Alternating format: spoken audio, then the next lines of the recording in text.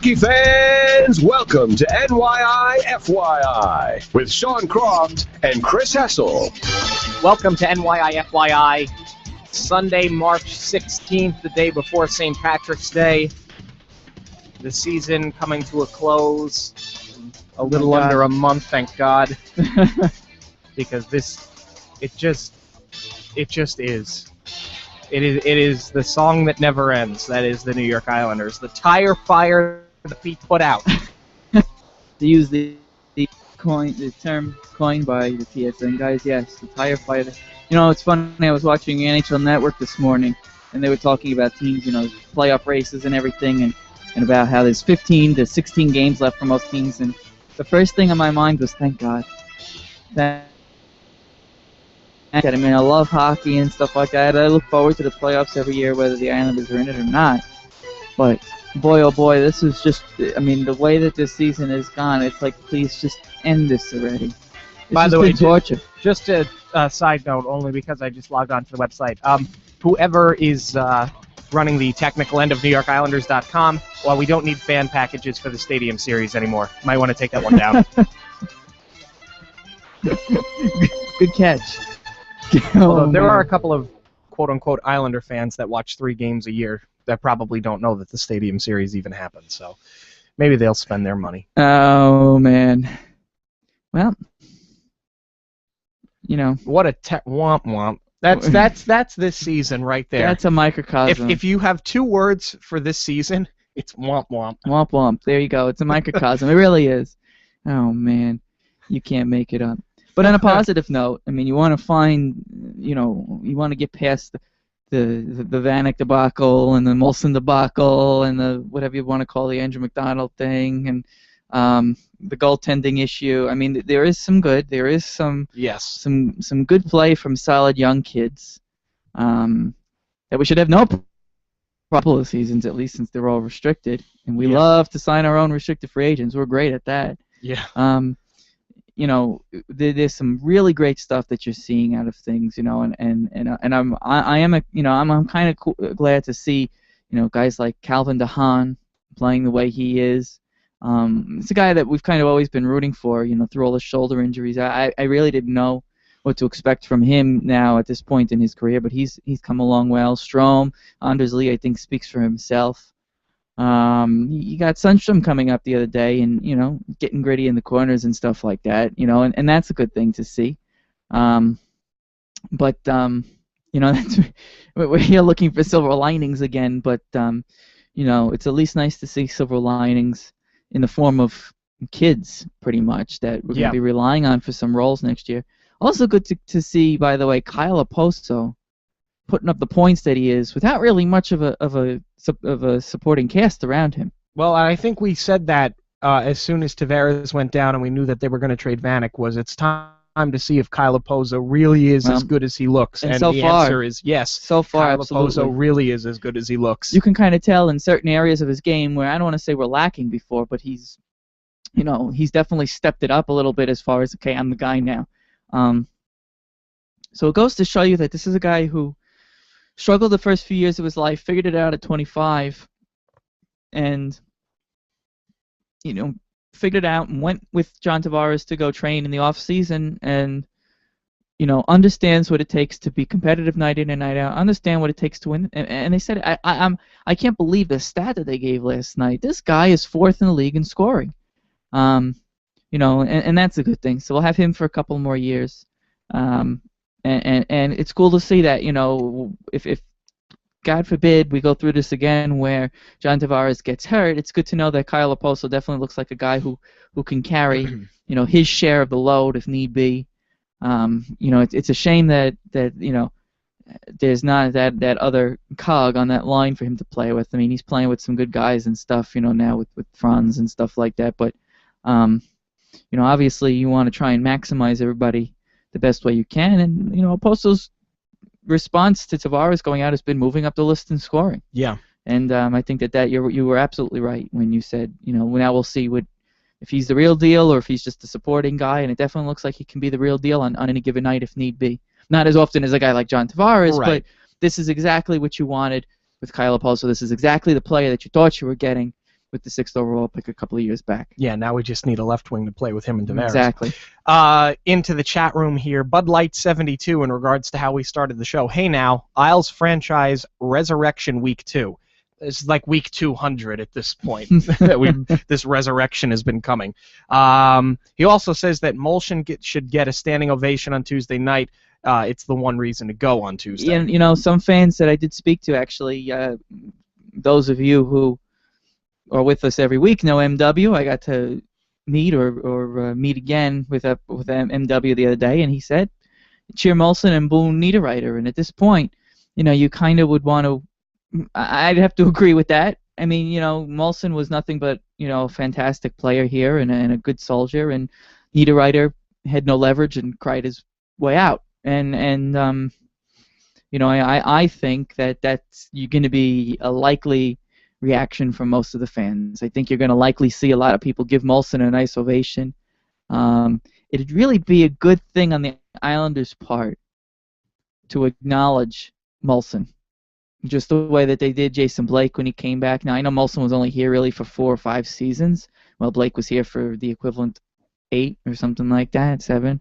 But, you know, the Islanders sometimes do that. They acknowledge when players that have never played for them, you know, get milestones. You recall a couple of years ago they did it with Le Cavalier when he played in his 1,000th game. You recall they did it earlier this year when Yager got his milestone. So it would be nice if the Islanders acknowledged a guy who's, you know, been, I mean, for the last 4 or 5 seasons he was 2/3 of the top line with John Tavares. So yeah, and it's not like he walked away pissed off. You traded him. Right. You tried to negotiate with him. You weren't happy with his price. He wasn't happy with how the negotiations went, and I think it still kind of blindsided him, because I think he was willing to negotiate off of what he wanted, but the Islanders seem to react. You know, they have their price on guys, and if there's a lot of deviation, they, rather than go through the whole negotiating process, they seem to just decide to move on. So, you know, the Islanders traded him, and he wasn't happy with it. I think it caught him by surprise, and it's not like he asked, you know, trade me now like Chris Campoli did and stuff like that. And I don't think anybody even sneezed when Chris Campoli made his return to the Coliseum. No. But Molson should definitely get a standing ovation. He's definitely a guy that, if I were going, as a fan I should say, I would give a standing ovation to.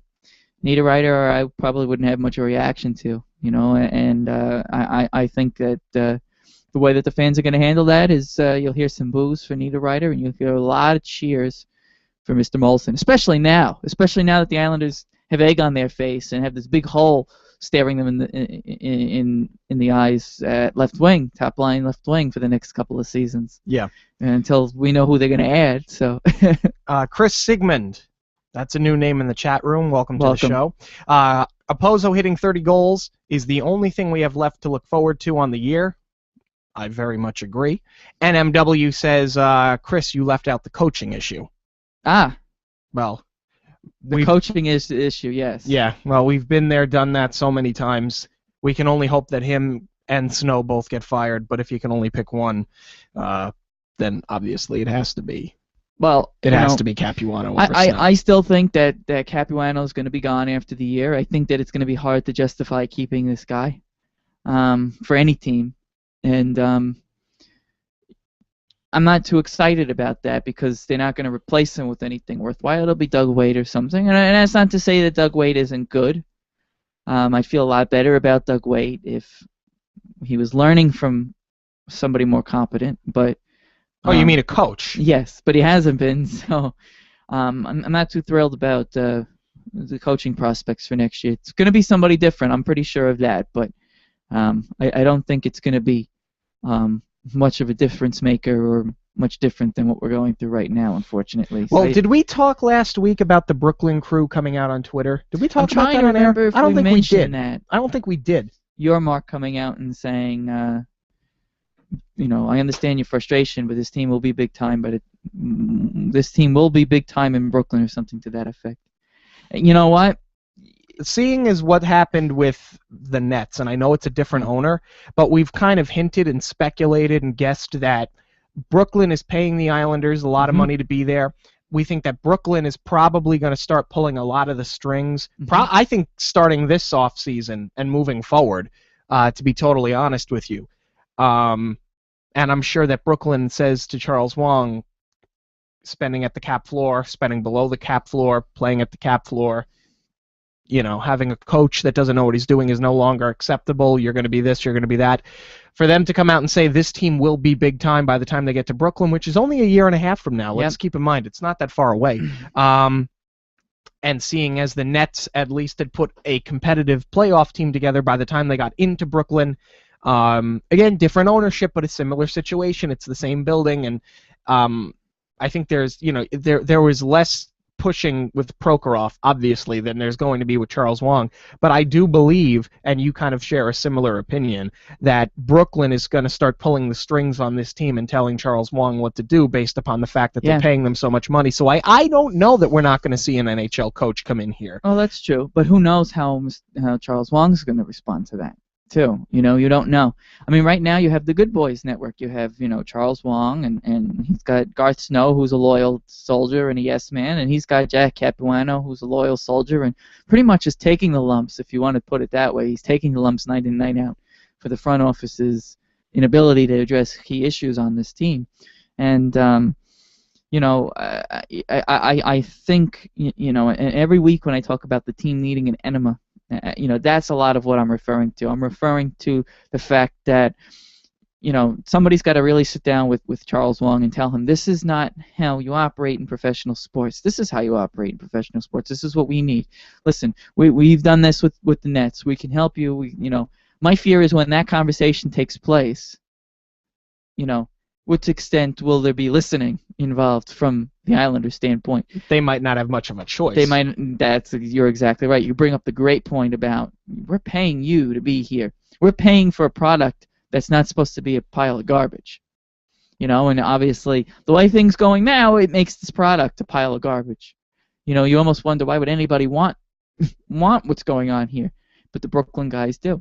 And it wouldn't surprise me if you hear that Ratner or any one of those Brooklyn guys buys a piece of this team by the summer. I'm telling you, I think you're 2 to 3 years away from Charles Wong not owning this team. I think so too. I know a lot of people look at me when I say that and go, but he's only 69. Yeah, I don't think that he'll be on as some sort of a governor. He'll get his money back. He'll recuperate whatever he's lost. I mean, Computer Associates laid off 600 people the other day. Yes, they did. I think that this guy's getting ready to pack it in. So I think he's gonna, wait out to see. He's gonna get his money back, and then he'll slowly be phased out. In my opinion. It is interesting when you look at, you have Yormark coming out on Twitter with his comments and saying this team will be big time. You have, Ratner's got his deal now to build rebuild the Coliseum hub, and in Florida, you have Yormark's brother, who just quit his position with the Panthers, and he was in a team president type of role. Now he's kind of running the concert side of the building, but you kind of know. You look at the timeline, you go, he's going to be the team president. He's going to be involved somehow, some way with his brother in this New York Islanders operation. Again, my opinion, but I think that that's very likely. So, to the people that always say, but he's 69, Wong's not going anywhere, he loves this team, I think he's still going to be involved in some capacity, but not in the way that he is now. Either he'll be an alternate governor, he'll be some kind of a thing, he'll be in charge of something, I don't know, but he's not going to be involved with the hockey decision process, I think, for much longer. And it all comes down to, like you said, hey, we're paying you. Listen, you're a business guy. I'm going to pay you X amount of dollars, and you sit there and shut up and let me run this team the way I want to run this team. And I think that, that's going to be what's going to ultimately happen. But as long as Charles Wong is there and he has that history with him of we're doing things my way, that fear is always going to be there. Yes. Absolutely. And it goes to what MW just said in the chat room. It's like you said last week, I will believe it when I see it. That's regarding Capuano, but it's really regarding anything. But he says that you would hope that they had this conversation before they made the deal and have some assurances built into the contract. Seems hard to believe that a smart guy like Ratner would allow himself to be embarrassed by Wong. Oh, that's true too. Yeah, absolutely. When you look at the pros and cons, you look at the whole situation, you go, well, this, but this, but this, but this, And Chris Sigmund, I'll believe it when I see it. You know what? At this point, when it comes to this team, believe it when I see it is probably the best attitude to take.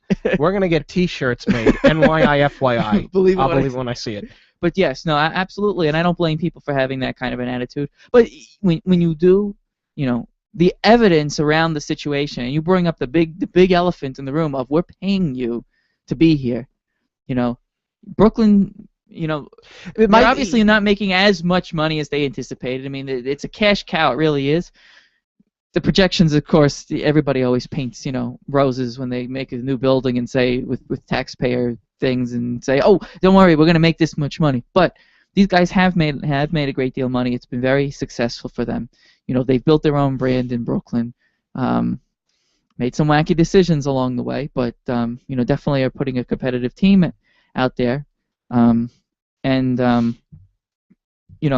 they look at, remember, the thinking of these guys is they got to compete with Madison Square Garden. They want to compete with Dolan. They want to compete with MSG. And to do that, they need teams that can compete with them. The Knicks are in shambles right now, and the Nets are doing well. The Rangers are doing well, and the Islanders, if you will, are kind of in shambles. So they got to make sure that they get better in that situation. And they're bringing in, the Big East tournament and this and that. I mean, there is some good stuff going on in the building in Brooklyn, and I think the people in Brooklyn absolutely know what needs to be done, and they're probably sitting there wringing their hands and licking their chops at, oh, if we just had our hands on this team right now, this team would be in a playoff spot. Like, I can tell that that's probably what they're thinking. Yeah, they could have re-signed Vanek, they would have this, they would have that. So we're going to see how that works. I just don't see how somebody nervous, from the Brooklyn group can come out and say the team will be big time when they get there. Without having that conversation. Right. Yeah. You can't just say that. Yeah. I mean, you can especially when you don't own it. Right. Technically speaking, you can say whatever you want. You can speculate, but when you're the building that it's moving into and you start speaking in absolutes in a public forum like Twitter. Right. Yeah. That makes me think eye-opening. That there's got to be something behind here. Mm-hmm. But it makes me a little disappointed because then it tells me that this team wasn't serious about trying to be competitive in its last years in Long Island, which is really a shame. You were kind of hoping that you'd be exciting going into Brooklyn, so you'd have one good last year here at the Coliseum, and that doesn't look like it's going to happen next year. You don't know. It's possible. It might not be. We'll see what free agency and off-season trades bring, but right now, I'll believe it when I see it. Bud Light 72 says they better have a good year before heading to Brooklyn. The Brooklyn end will not be happy. You got to think someone is going to talk to Wong this spring. And MW says I'm in on the shirt. I mean, look, if we get enough, honest to God, if we get enough people, and either tweet at us or in the chat room or email us or Facebook or whatever, if enough people want the shirts, we'll go on to Cafe Press and we'll tell them to make the shirts. Yeah, but I mean, I would wear one. I'm sure you. Well, you would have to wear one. So we would wear them. If you guys wanted them, but let us know. I mean, we it doesn't take anything to go to Cafe Press and have them custom make shirts. If you guys want NYI FYI, I'll believe it when I see it shirts. Then we can design them. Believe it when I see it. We'll get them for the guys and the girls. There you go. I would think that conversation probably either started happening, already happened. Hopefully by the spring, definitely that conversation happens. I think it would be a shame. I know a lot of people think that these guys don't care about the Long Island fan base, but I think that they care more than people let on, because I think that they understand hockey is a different sport. I don't want to say hockey's a niche sport, but it's a different kind of sport that it takes people have to be taken to a game by a friend or watch it on TV and go, oh, you know what, this is pretty cool. And I think that they realize that they're going to have to still capture some of that Long Island, those Long Island fans. I think that they realize that they're not just going to get everybody to come from the city, come from the boroughs of Brooklyn and Queens, and just be like, oh yeah, great, New York Islanders hockey, here I am. I think they realize that they're going to need to capture a decent amount of people from Nassau and some from out here where we are out in Suffolk, and say, okay, it's not ideal, I know, but we're going to put a great part. We're going to make it worth your while. We're going to make it worth your while to follow us here, to come see us. However many times you can get out here, it's great. and not having a good final season in Nassau kind of does hurt that. Absolutely. Yeah. You know. All right, let's quickly recap the games that are playing in Nassau the other night against the San Jose Sharks. Sharks 44-17-7 against the Islanders 26-34-9, and there were people that actually had the gall to be disappointed when we lost this game. Now, given the Islanders did outshoot them badly, Yeah, the Islanders outshot them 38-26. The first 15 minutes of this game was all Islanders. It really was. I mean, they outshot them. They did well, and then they kind of gave up the goals, and it was like, all right, forget it. Yeah. Anders Lee scores 32 seconds into the second period, and this kid is just an animal.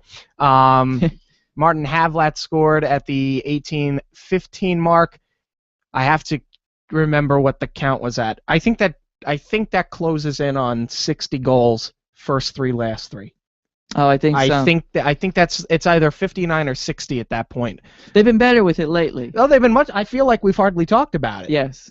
I mean, we've hardly talked about the games. We didn't talk about any games last week. But I feel like we've hardly talked about that stat. It has gotten better. Yeah. Last night against the Sabres, Islanders came out again, 38 shots on goal, beat the Sabres 4-1. Beating a team that they should. Yeah. Franz Nielsen, Kyle Oposo, Ryan Strome, and Cal Clutterbuck. Anders Lee not scoring in the game, but did have an assist. Kyle Oposo with a goal and an assist brings him to 69 points on the season. Yes. Fantastic. And you notice the difference in Ryan Strome's game from the first time that he was up to now. And I was upset when they sent him down that first time. But you see, like last night, gets the puck, kind of took nothing into something, got his own rebound. You mentioned about Anders Lee. This guy seems to be an immovable force in front of the net. That's something that I noticed, is it's very hard for the opposing team to move him from the front of the net. Like Anders Lee has been since he's come up 2 weeks ago. We talked about it in the past a lot. You get a lot of these guys with the bigger body standing towards the side. They stand towards the side of the net rather than behind, they kind of drift and stuff. Anders Lee parks himself right there, right in front of the blue crease, and nobody can seem to move him. And I think that that's excellent. And I think that that's a reason why you're seeing any line that he seems to be a part of is having such great success. And I'm very curious and actually excited to see what they do with him as far as where they put him next year. He's going to be back.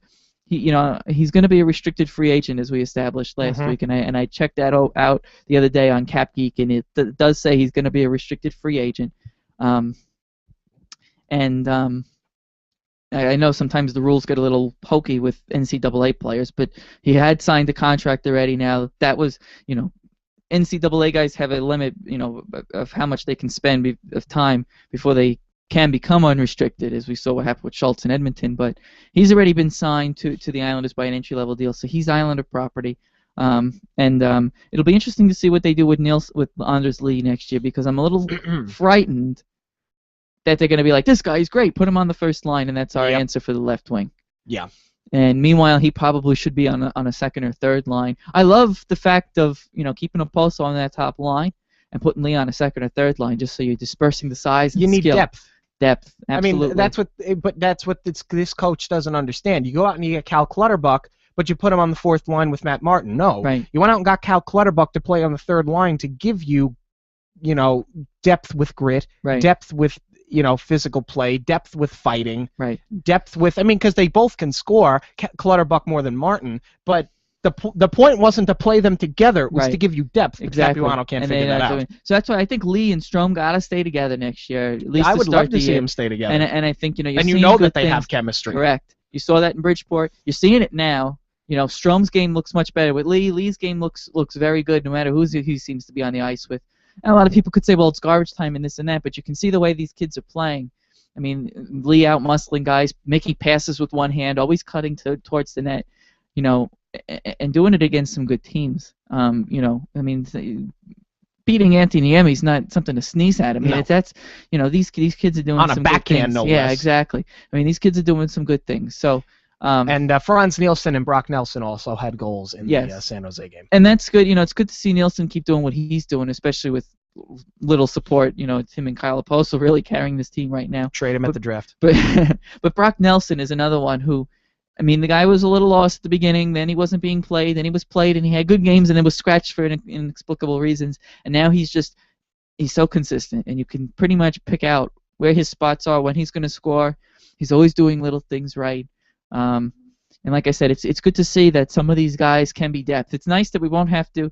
Any resources that this team has, and we already know that they're a little frugal, has to go towards goaltending and addressing that top line spot. They don't need to go out and sign the depth guys if they have these kids that they can use as depth. And that's my thinking for this team. Yeah, you don't want to throw all these kids in the lineup, but you feel more comfortable putting an Anders Lee or Ryan Strome or Brock Nelson next year into some of these support roles and go out and spend the money that you have on two really phenomenal players, a goaltender, a winger. You really could use a defenseman, but I have a feeling that they're just going to kind of roll with what they got, given the signings of Evan Churchman the other day and Pelech, as we'll get to. I think that they're going to kind of look for within for defense, but for a team that doesn't have as many bullet in the chambers as others, they got to use that money. And rather than sign your B and rather than sign your C and D level depth free agents, go out, get that top line goaltender, go out and try and find yourself a top 2-line winger. Yeah. Good news about this week: there's only 2 games. Tuesday against the Wild at home, we'll lose that game, and then Sunday, the afternoon game against the Blue Jackets, who give us problems, and we don't play well during the afternoon game, so I say we lose that one too. I'm gonna. Oh gosh. Depends who plays goal for the Wild. If it's is it Brizgalov? That'll be fun. No. I'm gonna say. Oh gosh, both these teams battling for playoff spots. I like our chances against the Wild. We don't like our chances against the Blue Jackets. So you think we split? I think we split. Okay. I think we split. It's going to be interesting to see too how well Anders Nielsen plays, because I've been noticing he's been a little bit better. Some weak goals still, but he's been a little bit better. And I mean, yeah, he played Buffalo yesterday, so it's kind of hard to judge. But more often than not, he seems to be making some good saves. I still think he has issues with going down early for a guy his size. Yes, he does. But the Islanders are kind of scrambling around to figure out what they have in him. They're trying to figure out, is this a guy that we want to bring back next year? He's unrestricted after the year. This is a guy we want to bring back next year. Is he an answer somewhere in this organization? Or do we have to go out and draft another guy and add another guy or two through free agency and bring in a legitimate backup? What do we have in Nabokov? Do we really want this guy being our backup next year? So I think they're trying to really take a hard look at what do we got in the organization right now. We kind of already know what we have in Poulin. And I think the fact that Poulin was sent on, you kind of know how that story's going to end with Kevin Poulin. I think we kind of know Kevin Poulin's no longer going to be a member of this organization come June. Yeah. Nielsen, I think they're still trying to figure out what exactly I wouldn't mind seeing him come back for another year in a backup role. Depends who you had as a starter, but I wouldn't mind it either. Aside from him going down too early when it comes to the shots coming in high, and a lot of teams know that's his wart. That's what he's going to do. But he's chippy, he's aggressive, he's feisty. Yes. He protects his crease. He doesn't flop as much. No, he's got a lot of attributes that I really do like in a goalie. I was always higher on him than I was on Poulin, so of course I'm a little biased, but I agree with you. Let him come back and have a full year under his belt with NHL conditioning. My NHL play. See what you have in him. In the meantime, go out and get your goalie. I'll tell you this right now. I like Nabokov for what he did. I respect Nabokov. I'm glad you brought him up. But I don't think that Nabokov should come back to this team. I'm glad you brought that up, because up until really last night, I was of the opinion that Nabokov should come back. I wanted Nabokov back, maybe for own selfish reasons, because when I was growing up as a kid, he was my favorite NHL goaltender. It was like so cool now, of course, mid-20s here. But oh my God, my childhood favorite goalie is here. But I was always of the opinion that Nabokov should come back as the backup, but after watching him against San Jose and seeing him lately, the thing with Nabokov is the last couple of years we've noticed he'll play well when he's had rest. Now he keeps getting these games of rest because they're playing Nielsen more, and he comes back and he looks slow and he looks sluggish and his rebound control is terrible, and I'm sitting here going, they can't bring him back next year. They really cannot bring him back, and it took a lot for me to admit that, but pretty much as of last night when I saw some, like I said, again, it was Buffalo, but I saw some of the way that Nielsen was handling himself, and you're noticing some more consistency with the saves that he's making, and I'm sitting here going, I would kind of like to see a little bit more of this guy. I'm not sure if the next 15 games is going to be enough of a look for him, especially when he's had some injury problems over the last 2 years. You kind of want to give him the chance to show his stuff. I kind of would like to see more of Nielsen, and I completely open. My fear though is that if you bring in a guy like a Brian Elliott or name some try of a goaltender as your starter, my fear is that you're gonna have to roll your backup more often than not, and you don't know how confident you are there. If it's like a guy like James Reimer, you could probably get away with it. If it's a guy like a Holtby or something, you're gonna have to go to that backup probably more often than not. I'm more than open to bringing him back next year. I'd like to see him come back next year just to see him more of a full body of work, as you said. Yeah. The other bit of news from this week, because there wasn't much this week. We saw Pellick and Churchman, things like that. But we don't. We'll see what comes of those guys. And it is pronounced Churchman for those of you who were wondering. Yeah. I mean, we can sit here and dissect them, but you know what? Let's give them a year to go to the AHL. I assume that's where they're going to go. Well, Churchman is here right away. And I wish they would have played him already, but it doesn't look like that they're going to throw him in. They're doing the same thing that they sort of did with Jack Hillen. Although Hillen came and with 2 games left in the season, they threw him in right away. But the difference is Churchman was actually a really coveted defenseman, NCAA guy, late bloomer. Similar to the way, we see this all the time. We've seen the Matt Gilroys, we've seen the Bobby Butlers, but for every one of those, you get the Danny DeKaisers.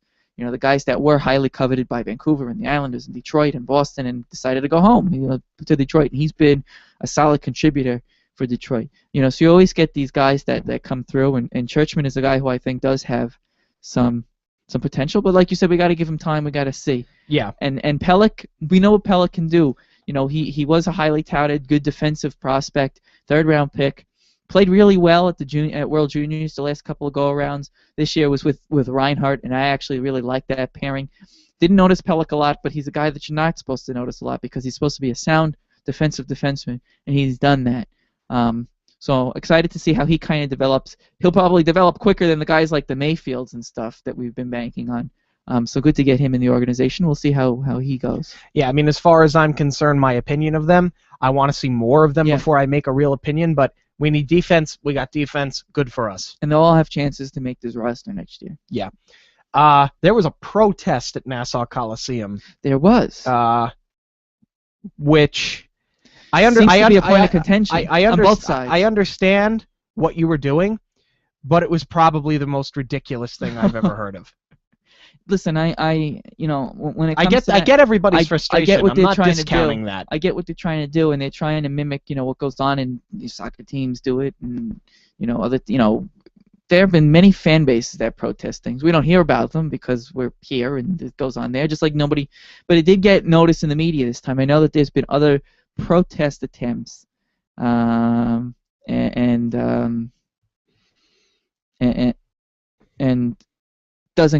didn't get as much attention and hype, if you will. But this one seemed to be a little contentious because you had some people on Twitter saying people that were involved in the protest aren't real fans, and people in 329 are real fans, and this one's not a real fan, but this one is, and and it seemed to try and write a textbook definition for what defines a real fan, and because you're protesting for something that you love that's being destroyed in front of your eyes doesn't make you a real fan. I don't necessarily agree with that.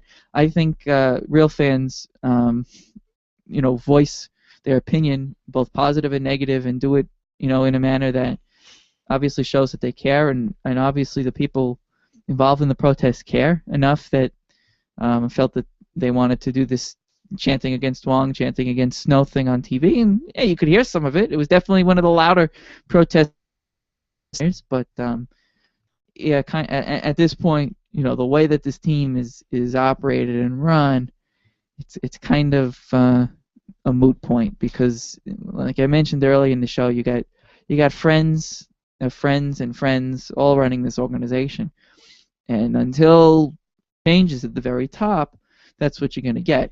They're going to get rid of Capuano because they have no choice type of deal. That's Right. what it's going to be. Yeah. Just like they didn't want to get rid of Scott Gordon, but he lost 15 games in a row or whatever it was. They had no choice but to say, listen, you just lost. It was 10 games in a row. apparently that doesn't mean much It was anymore. one of those things where it was like, well, yeah, apparently we have no choice. We have to do this. There's got to be something different. And I think, it's going to be one of the, well, we have no choice. And that's just the way that this team makes decisions. Garth Snow's got a job forever.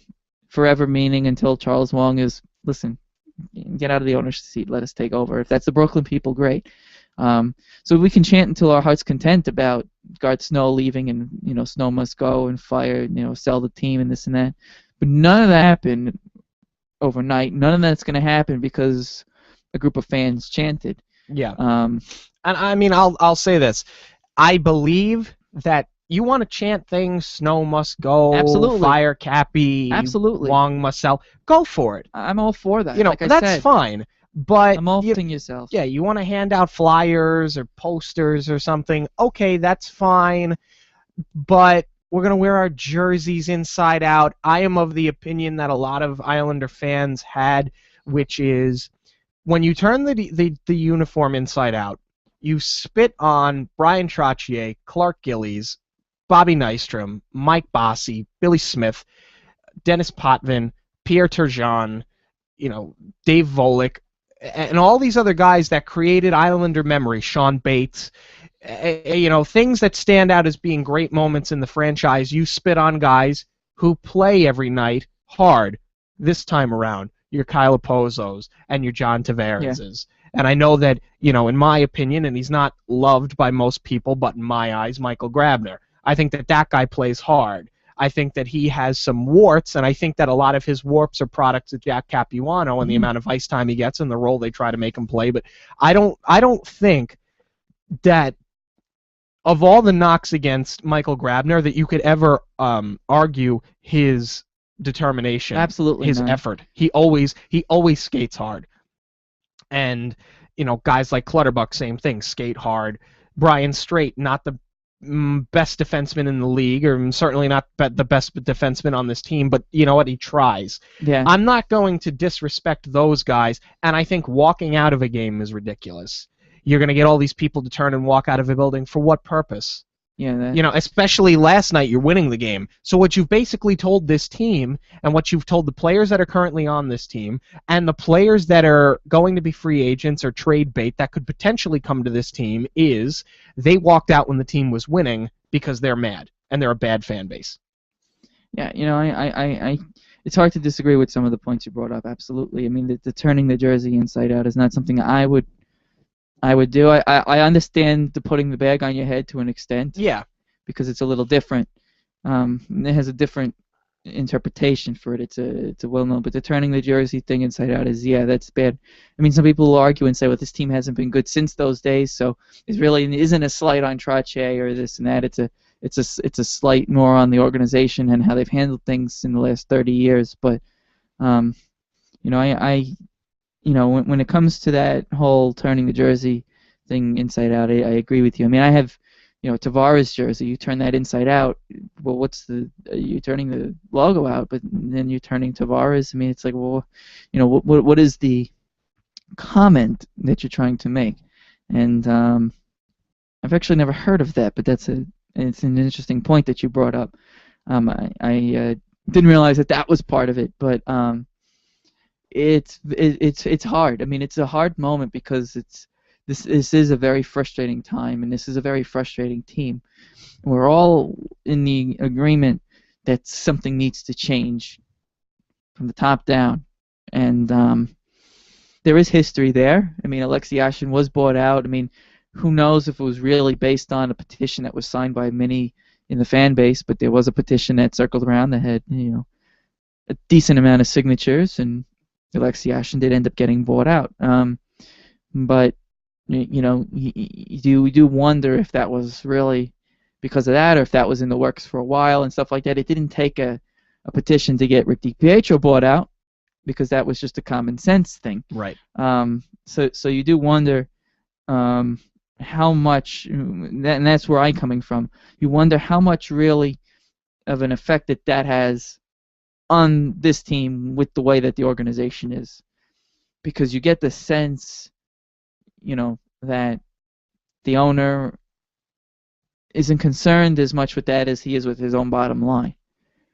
And if people are complaining and things like that, he'll go, well, I still made this much money in this game, still sold this many tickets, so whatever is going on down there can keep going on, But I don't think people chanting is going to get snow out. It's definitely not as organized as it was back in the days when with the Mike Must Go stuff. Yeah. The Millbury, the Save the Islanders coalition, if you remember, as we were kids growing up. That was a very powerful thing. Yeah. Going around there. Well, Bud Light says it was lame. If you're going to chant, do it for more than 3 seconds. It was awful. MW says it got noticed in the media, probably in Brooklyn, so in that regard it was successful. I totally disagree, Sean. You honor those guys by saying the current way the team is being run is unacceptable. You point the finger at Wong. I agree about the walkout. That's disrespectful to current players. And everybody, this is, like you said, this is a polarizing thing. Everybody's entitled to their opinion. There's no right thing to do to protest the team. Right. There's no right or wrong way to do it. In my opinion, I'm not going to turn a jersey inside out. I'm not going to desecrate a logo that I have carried on my chest and on my back for 25 years. And, I look at that logo and I see all of the good memories. I'm not going to, that's not what I'm going to do. It's also, it's whether we like it or not, and some of us do and some of us don't, but it's where we are. That's our home. The map of our home is on that uniform.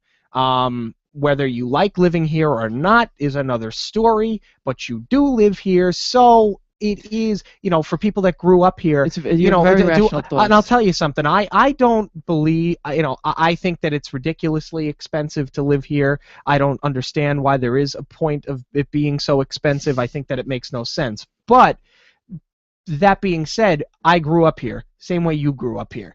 You rode your bike during the summertime. We played deck hockey. We went to Islander games. We went to the circus at the Coliseum. We went to concerts at Jones Beach. Our parents would take us to the beach. They took swimming lessons here. There were a lot of things that we did here that are probably fonder memories than they are now, seeing as it is such a struggle to make it here. But with that being said, you're born here, you were raised here, you have memories here, good or bad, and I can only speak for myself because I had good. I obviously can't speak on behalf of people that had bad, but I would not feel right about taking something that meant a lot to me as a child and helped me be who I am, both with the team and having been raised here on the island environment, and turning it inside out. Louis D says, if it was the fisherman, would you be okay turning it inside out? LOL. And I say, well, yes, because to me, it doesn't represent us. It never did. No. And it was a mistake when it happened. If Sean had one of the black jerseys, he turned it inside out. That jersey to me is tradition. And it's where we live, and it's where we were born and where we were raised. You're talking about the everyday logo, and no, the fisherman was a disgrace. The fisherman, the black jersey. But anyway, but you know what? You do bring up a good point. But everybody is entitled. Everybody is Absolutely. Entitled to their opinion. And of listen, this. you know what? At least you have your reasons, and I think that's phenomenal. And I think those are great reasons. Like I said, there's no right or wrong way to protest. I do agree that. I don't blame people for protesting and wanting their voice to get heard. And I am kind of glad that the media did pick up some of this. And I am glad that you could kind of hear it on TV, but it wasn't as organized as you would hope. It wasn't like they said in the chat room. It was 3 seconds. It was like, oh, it's over. Oh. It was stupid. It was lame. I mean, those Mike Must Go chants when we were young, you could hear those. And they would go. You could hear those. They would go for half the game. Yeah. I mean, you could hear those. And those buildings were not packed. No. So it's that's the way to do it in my opinion. But it's the walking out, the turning, that's not stuff that I personally would do. I would as a fan I've participated in chants about Millbury and stuff like that. But I never did put a bag on my head. I never did turn my jersey inside out. I never did get up and walk out. Yeah, and I've been to some pretty bad games, but I enjoy just watching hockey and stuff like that, and I enjoy, like you said, the team. It's a hobby of ours. Obviously, we're sitting here doing this. We've fallen in love with this team. I mean, it's hard to say. Well, I'm just gonna get up and even if you're buying tickets on StubHub, I mean, you know, I enjoy watching the same guys that you mentioned, Grabner and this one and that one. I mean, I went to the game against San Jose as a fan because I wanted to see Anders Lee. I had never seen him in person. I wanted to see Sundstrom. I had never seen him. I wanted to see Strome. I hadn't really gotten to see him in person. You know, and I enjoy watching these young guys play. I wasn't going to put a bag on my head and cover that or be more concerned with, you know, turning my jersey inside out. I came to watch. Specifically, I told people I was there to watch Anders Lee and Strome, and, you know, I was disappointed I didn't get to see Anders Nielsen even start the game. But, you know, that's why I'm still going. We have one more question in the chat room. We're going to get to it, and then we're going to call it a day here.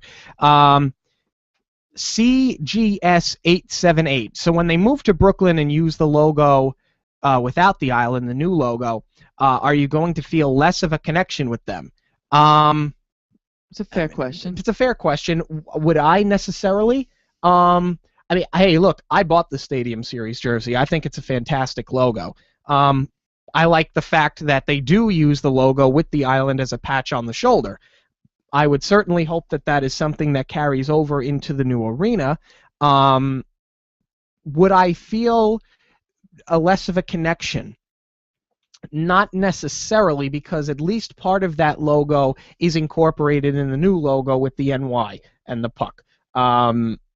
Obviously, it's different. It's it is different. Not seeing the island on it is going to be weird, but it's at least a piece of the old logo. It's the same colors. It's not like when they did the Fisherman, right, and they reinvented everything and none of it made any sense. Yeah. It wasn't our color scheme. The Fisherman, it looked like the fish stick man, and it didn't mean anything. And he's holding a hockey stick, and he's got a raincoat on, and he looks like I know what you did last summer. Like it doesn't. That to me made no sense. At least this, while not ideal, they didn't screw it up. Yeah, that's. I mean, it could have been worse. It could have been better, but it could have which, been worse. Which is kind of a sad way to look at it. But yeah, given the way that this team has operated in the past, I mean, I believe that they will probably still have the traditional Islander logo on the shoulder. We're gonna see what happens. I mean, remember there was talk of changing colors and this and that, and your Mark and Ratner realized, whoa, okay, we're not going to do that because these people really got upset. Right. You know, when that whole thing came out that they were sending out the survey to see if we changed the color to this, what would you? And people, there was outrage, and it was like, whoa, okay, never mind. So I think there'll be some. They'll work through some of that. And I also think that our third jersey at that point would probably be our traditional blue jersey that we wear. Just like they're doing with baseball and stuff. Right. I mean, the way that we wear our home jerseys now with the original logo and the original colors, that probably becomes a third jersey, I would imagine. If you were, if you're asking me what I think's going to happen, that's what I think is going to happen. I mean, for some people are going to lose that connection. For me, it's going to feel different. But I think the way that you and I are conditioned, our age group gets conditioned, is, teams move all the time. It's all about making money. It's all about the business end of it. And I think we realized what needed to happen, the business end of the New York Islanders brand to be successful. And this is just part of it's just part of what has to be done to get this brand to mean something, to get this brand to make money, to get this brand to attract the players that it needs to get out of this do loop that it's in, really, of mediocrity and everything. And yeah, it's not the same. Yeah, it stinks that it's not happening here, or that they can't just move and make it seamless, that it's got to change a little bit because if it's a little bit of a different environment. But as far as connection for me is concerned, I still, I fell in love with the New York Islanders. Yeah. And the New York Islanders, Brooklyn is in New York, and I will still be in love with the New York Islanders. Geographically, it's still on Long Island, and I let's not. We're not going to get into that. We don't have the time to do all that. But you finish what you're saying. I got one more point before we wrap this up. To me, my connection, it's still the New York Islanders, and it still will be the team and the players that I fell in love with. John Tavares and all that will still be here. So even though they may just look a little different, to me, that's how I view the connection from my end. But yeah, and the other thing here to keep in mind is Brooklyn is geographically on Long Island, yes. However, people from Long Island don't view Brooklyn as a part of Long Island the same way that people in Brooklyn don't view Long Island or don't feel Brooklyn is a part of Long Island. So I think to bring a team in there and put a Long Island map on the uniform, now there's a disconnect in the building they play in.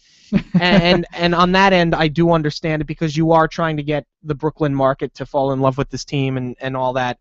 I see that end of it too, where, you know what, people from Brooklyn don't believe they're a part of Long Island, so you're not going to make them wear Long Island on their sweater. Right. And I understand where they don't want there to be a disconnect, especially because Brooklyn is technically a part of the city. It's one of the boroughs, and you're going into Ranger territory, so it's very easy for somebody to go to hockey games and say, well, this is Long Island's team, so I'm going to root for the city's team. Correct. So there's a lot of that being. This is going to be a transition, and it's going to be, and like I said, it's for all of us. For different age groups, it's different, but for all of us, at the end of the day, it absolutely is different. Yeah. All right, that's going to do it for us this week. We will be back next week. For Chris Hessel, I'm Sean Croft. We're all Islanders, and we'll see you guys next week.